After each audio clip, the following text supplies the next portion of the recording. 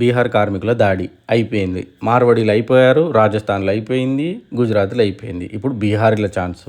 సూర్యాపేట జిల్లా పాలకవీడు మండలం Deccan cement factory దగ్గర జరిగిన దాడిని చూసుకుంటే తమలోని ఒక కార్మికుడు పనిచేస్తూ ఫ్యాక్టరీలో చనిపోయినందుకు వారు ఫ్యాక్టరీ ముందు ధర్నా చేశారు. ఆ ధర్నాని కంట్రోల్ చేయడానికి వెళ్ళిన పోలీసులపై ఆ బీహార్ కార్మికులు కర్రలతోనూ రాళ్లతోనూ తరిమి కొట్టారు. ఈ దాడిని యావత్ తెలంగాణ ఖండిస్తుంది. పోలీస్ వాహనాలు, పోలీసులు ఈ దాడిలో గాయపడ్డారు. తెలంగాణ డీజీపీ గారు ఈ విషయాన్ని చాలా సీరియస్గా తీసుకొని స్ట్రిక్ట్ యాక్షన్ తీసుకోవాల్సిందిగా కోరుతున్నాము.